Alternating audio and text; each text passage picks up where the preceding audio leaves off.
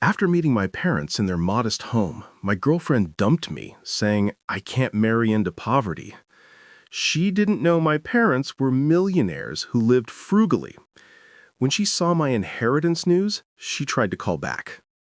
But I, 29, male, got dumped 3 weeks ago in the most brutal way possible. Still processing it, but figured writing this out might help.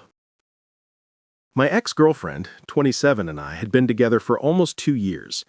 Things were good, or so I thought. We lived separately but spent most weekends together.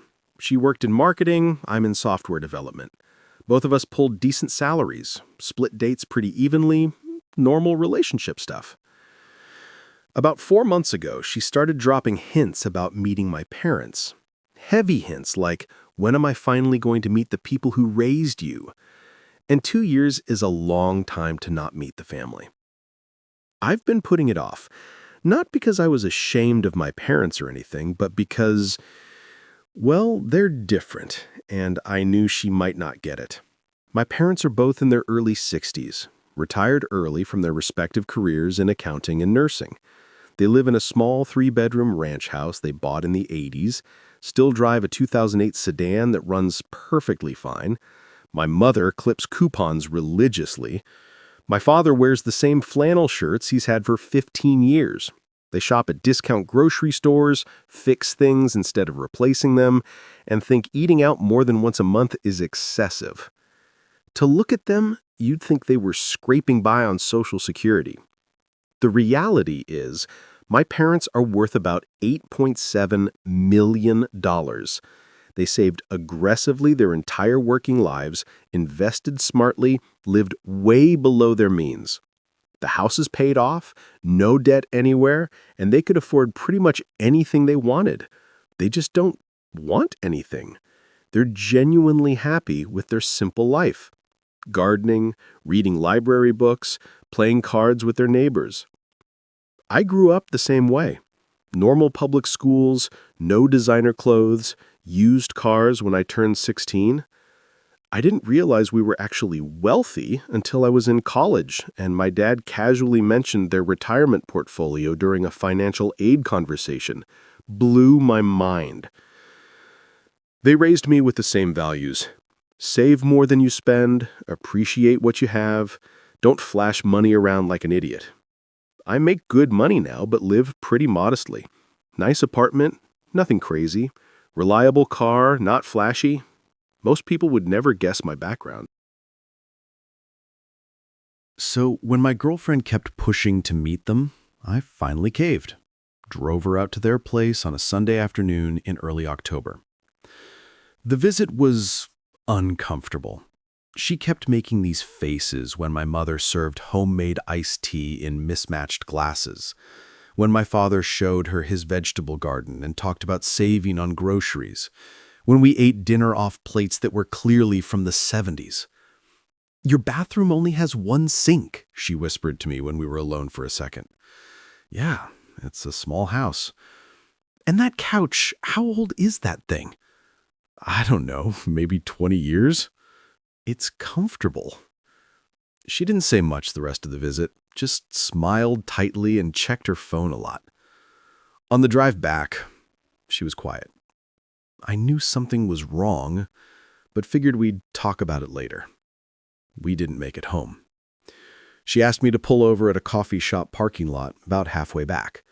I thought maybe she needed caffeine or wanted to talk about the weird vibe. Instead, she turned to me with this serious look. "I need to be honest with you," she started. "Today was really eye-opening." "Okay." "Your parents are sweet people, but I can't do this." My stomach dropped. "Do what?" "This relationship. I thought you came from more. I didn't realize your family was struggling like that." I actually laughed. Couldn't help it. Struggling? My parents aren't struggling. "Babe, come on. That house, the furniture, your dad's clothes, I'm not judging them, but I need to be realistic about my future. I can't marry into poverty." I want kids someday, and I need to know they'll be provided for. My parents aren't poor, I said slowly. They just live simply, right? Because they have to. Look, I know you're defensive about this, but I saw what I saw. And I've been thinking, you're the same way, aren't you? Always suggesting we cook at home instead of trying new restaurants. Never wanting to upgrade your car even though you can afford payments. That ratty old backpack you refuse to replace? Those are choices, not necessities. Choices born from growing up without much, she said, like she was explaining something to a child. I get it, but I grew up differently. I'm used to a certain lifestyle. My parents gave me that, and I want to give it to my future family. You're a great guy, but we're just incompatible long term. I sat there genuinely stunned. 2 years. 2 whole years together. And she was dumping me in a parking lot because my parents' house wasn't impressive enough. So that's it? You're breaking up with me because my parents don't have granite countertops? Don't be reductive. This is about values and lifestyle compatibility. I need someone who shares my vision for the future, someone who can provide the life I want. I'm sorry, but this isn't it. She got out of my car, called a rideshare, and left me sitting there. I drove home in a daze. Didn't cry, didn't rage, just felt numb and honestly a little insulted. She judged my entire family based on their furniture. I blocked her number that night, blocked her on everything.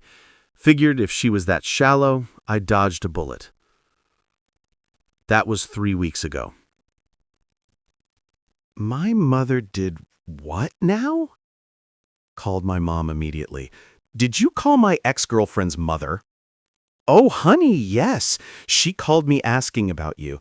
Said her daughter was heartbroken. I'd told her we were so sorry things didn't work out, but you'd moved on. Was that wrong? What else did you say? Just that we raised you to be independent and that you'd be just fine in life. Why? My mother, bless her, had no idea. She basically confirmed my financial situation to the biggest gossip in town. Nothing, Mom. It's fine. But it wasn't fine, because the texts kept coming, each one more desperate. I know about your inheritance. That doesn't change how I feel about you. I never cared about money. I just freaked out that day. I love you. Can you at least tell me you're okay? I'm worried about you. The audacity was actually impressive. Then yesterday, she showed up at my apartment. Rang the buzzer for 10 minutes straight until my neighbor threatened to call the building manager. I went down to the lobby. Figured I'd tell her to leave once and be done with it. She looked rough. Hair not quite as perfect as usual, makeup a bit smudged like she'd been crying. Might have felt bad if I didn't know exactly why she was really there.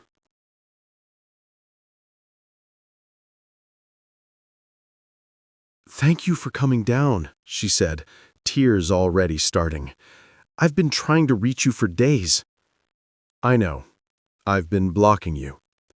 I deserve that. I was awful. The worst. I said terrible things about your family, and I'd already been trying to reach you for over a week. Ask my friend. I borrowed her phone the day after I heard about your uncle because I'd already been wanting to fix things. Technically possible, but I wasn't buying it. Look, I said, I appreciate you apologizing or whatever, but we're done. You made it clear what you wanted, and it wasn't me. So let's both move on. I made a mistake. You made a choice based on my parents' couch and my dad's flannel shirts. That tells me everything I need to know about your values. People change. I've changed in 3 weeks? Impressive. Please. She was full on crying now. People in the lobby were starting to stare. Please, just give me one chance to prove I'm serious. One dinner, one conversation. That's all I'm asking. No. Why not? Because you're not sorry you judged me. You're sorry you judged wrong. Big difference. Her tears stopped. Just like that. Expression went cold. You know what? Fine. I tried to be nice about this, but you're not blameless here either. How's that? You lied to me for 2 years. You let me think you were just some regular guy when your family is loaded. That's deceptive. I actually laughed. I never lied about anything. You made assumptions. I actively hid it. I lived my normal life. You saw how I actually live. That's not hiding anything. That's just who I am. Most people don't keep millions a secret from their partner. I didn't have millions 3 weeks ago, and my parents' money isn't mine. They earned it. They can do whatever they want with it. I never felt the need to drop their net worth into casual conversation. That's such bullshit. You knew I cared about financial stability. You cared about status symbols. Also bullshit, but different bullshit. She jabbed her finger at my chest. You're going to regret this. You're not that special. There are plenty of guys who treat me better. Then go find one. I will, and when you're alone and realize what you lost, don't come crawling back to me. Deal. She stormed out. I went back upstairs, honestly feeling better than I had in weeks. My neighbor caught me in the hallway. Older lady, been here forever. That your ex? Yep. She seemed lovely. We both laughed. Update 2. Oh boy, the crazy escalated fast. So, after the lobby confrontation, I figured that was the end of it. She'd made her dramatic exit. We both move on. Whatever. I was very wrong. First came the mutual friends. We'd accumulated several over 2 years, mostly people from her circle that I'd gotten to know. Suddenly, my phone was blowing up with messages. Hey man, heard about the breakup. She's pretty torn up. You should probably call her. She really misses you.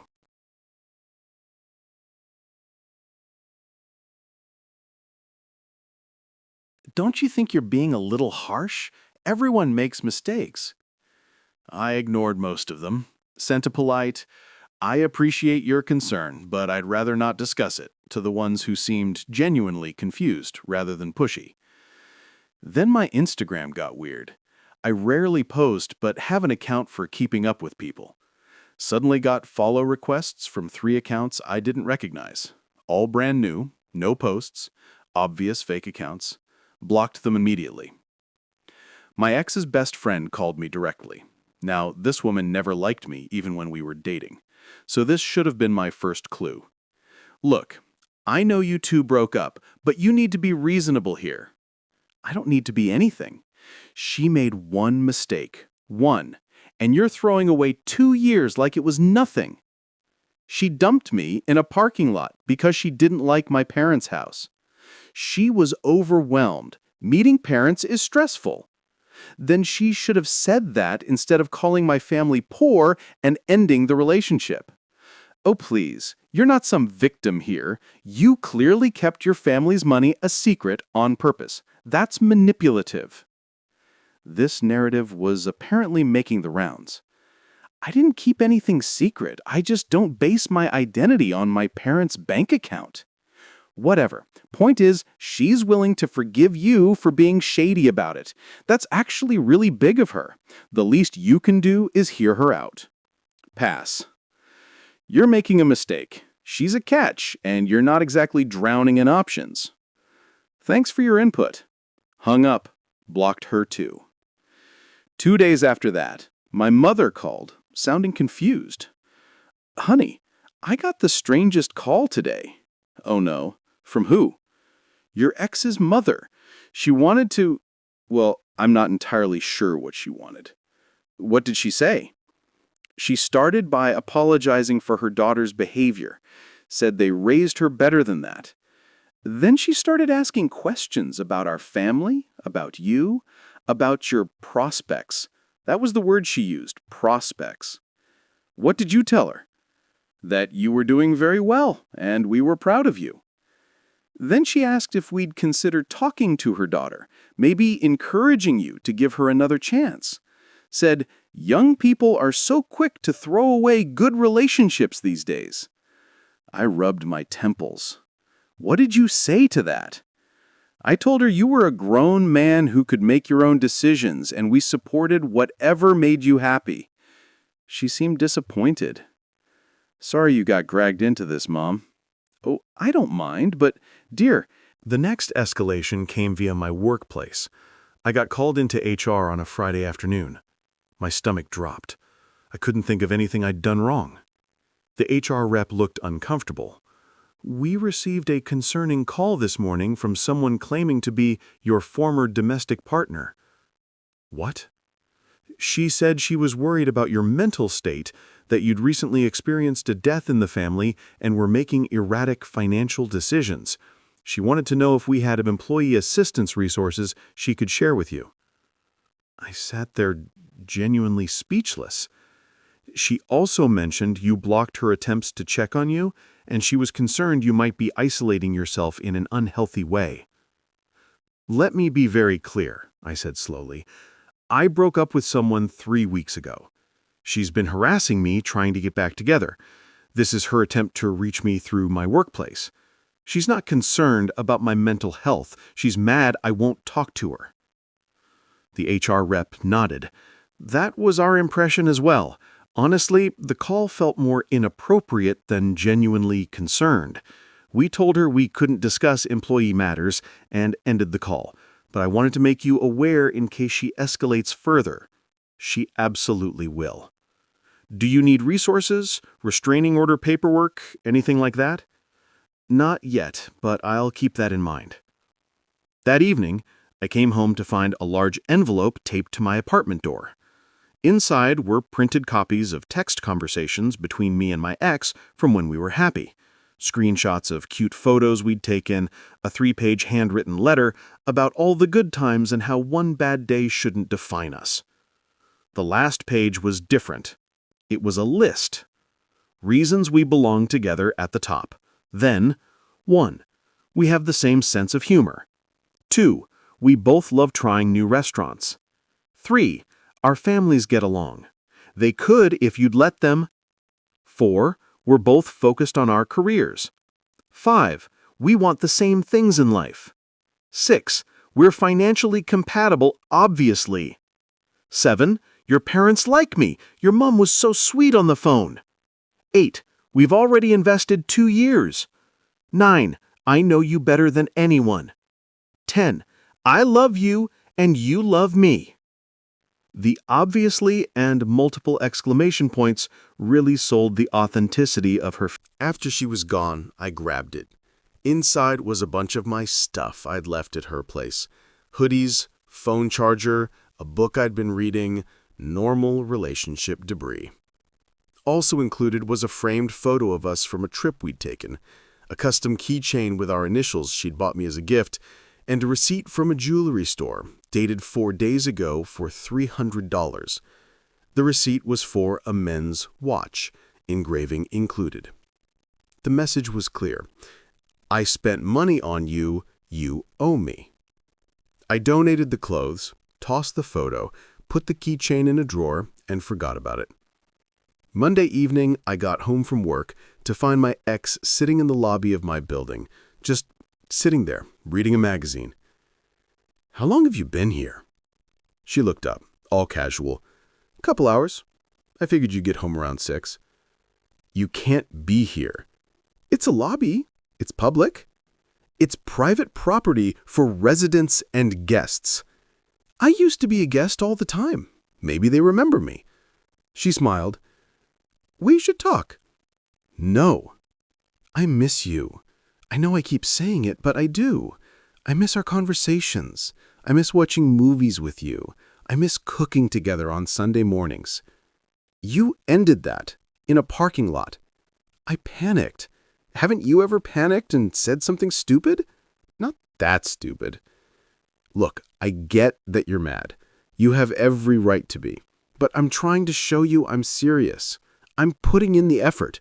Doesn't that count for something? It counts as harassment." Her expression finally cracked. "Harassment? I'm trying to save a relationship." "We don't have a relationship. You ended it. I accepted it. That's where this story ends." "It doesn't have to." "Yeah, it does." "Why? Because of money? Because I freaked out over something that turned out to be wrong? That's not fair." You know what's not fair?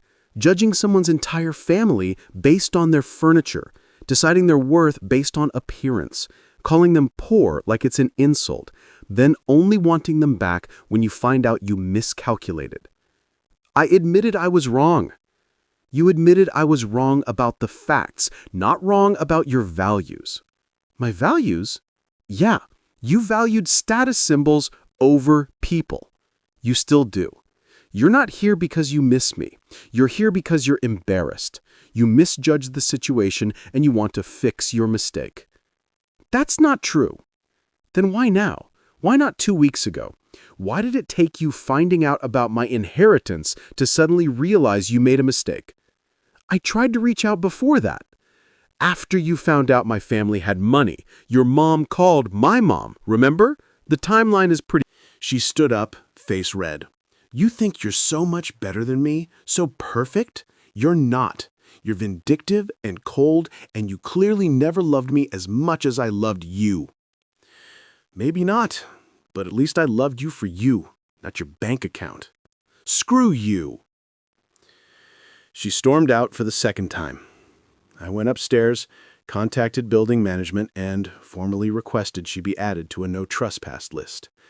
They were very understanding. Updates 3. Final. It's been about 6 weeks since the original breakup.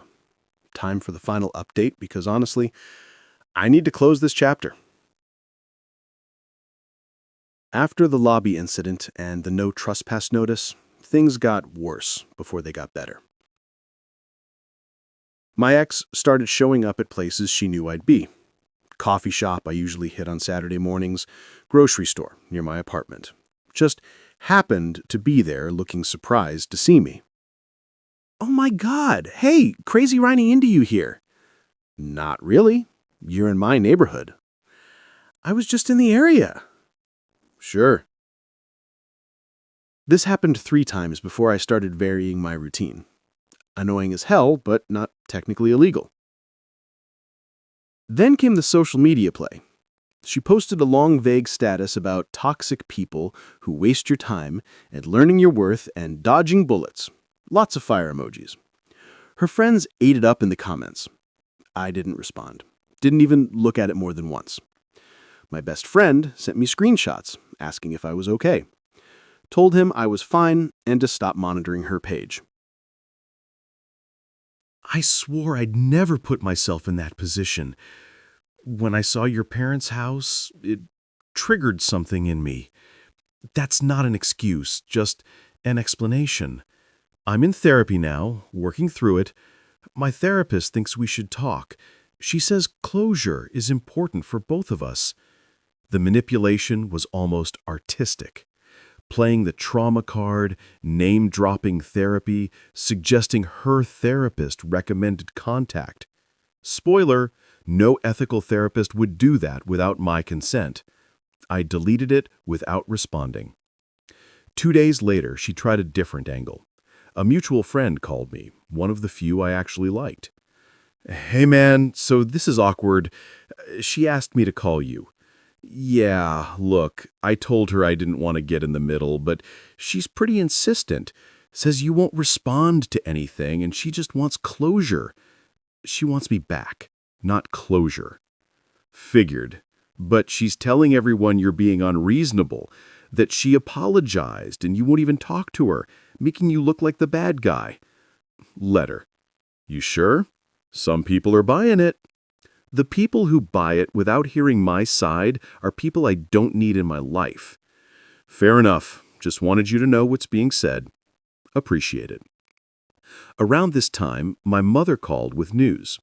My ex's mother had called again, this time asking if there was anything we could do to help the kids work through this rough patch. I told her you were an adult and this was your decision, my mom said. She seemed quite put out. Then she said something odd.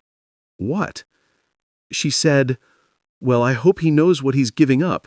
My daughter is quite a catch, and she won't wait around forever. Like it was a threat? I actually laughed. Good. Hope she finds someone who meets her standards. That's what I said. Well, not in those words.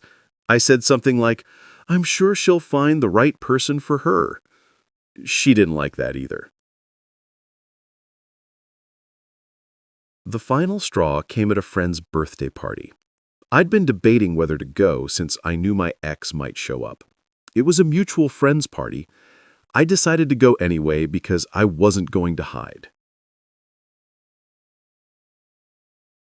Sure enough, she was there. Saw me walk in, immediately made a beeline over. Can we talk outside? Nope. 5 minutes, please, just 5 minutes. No. You can't avoid me forever. Not avoiding you, just declining to engage. She grabbed my arm. I need you to understand something. I pulled away. Don't touch me. People were starting to stare. The birthday guy, a decent friend of mine, came over. Hey, everything cool? Yeah, we're good, my ex said quickly. Actually, no, I said. She's harassing me, and I've asked her multiple times to stop. My ex's face went red.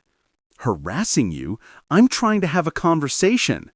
A conversation requires 2 willing participants. This is ridiculous. All I want is closure. You got closure in the parking lot when you dumped me. That was a mistake. Cool. I'm making the choice to not give you a second chance. That's my right. You're being petty. The birthday guy stepped in. Hey, maybe you should head out. Let him enjoy the party. Are you seriously taking his side? I'm not taking sides. I'm asking you to leave him alone at my birthday party. She looked around, realized everyone was watching, and stormed out again. The party was awkward after that, but whatever. I stayed for another hour, then headed home. Got a text the next day from her. You humiliated me in front of everyone. That was cruel and unnecessary. I was trying to be mature about this, and you turned it into a scene. Everyone thinks you're crazy now. Hope you're happy. I blocked the number. Should have done it weeks ago, but part of me wanted to document her behavior in case I needed a restraining order. That was 2 weeks ago. Since then, radio silence. Either she finally gave up, or she's planning her next move. Honestly, don't care which. As for me, I'm doing all right. Not perfect, but all right. The inheritance money is invested. I'm not touching it, except for putting a chunk toward a down payment on a house. Found a nice place in a good neighborhood. My parents came to see it, and my mom cried happy tears. Dad just kept saying, good bones, son, good bones. Work is going well. Got a promotion, actually. Nothing to do with any of this drama. Just good timing and a project that went really well. Dating? Not yet. Not really interested in jumping into anything. My trust took a hit from all this. Realizing someone you cared about only valued you for superficial reasons does a number on you. But I'm not bitter, just more careful.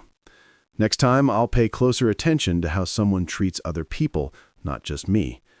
How they talk about money and status and what they value. My ex taught me a valuable lesson. When someone shows you their true colors, believe them the first time. She showed me exactly who she was in that parking lot. Took me a minute to accept it, but once I did, everything else became background noise. No dramatic revenge, no public call-outs, just boundaries, firm ones. She wanted someone who'd provide a certain lifestyle. I wanted someone who'd love me regardless of lifestyle. We weren't compatible. Simple as that. The inheritance was just the catalyst that revealed what was already there. Would things have blown up eventually anyway? Probably. Maybe when I suggested a modest wedding instead of a lavish one, or when I didn't want to buy a McMansion in the suburbs, or when I said I'd rather invest money than spend it on status symbols. Better to find out at 2 years than at 10 years with kids involved. So yeah, that's where things stand. Single, financially secure, living my life. My parents are happy. I'm happy. Mostly. The ex is presumably off finding someone who better matches her requirements. Everyone gets what they wanted in the end, I guess. Except she doesn't get what she wants anymore because she threw it away over a couch and some flannel shirts. But that's not my problem. That's hers.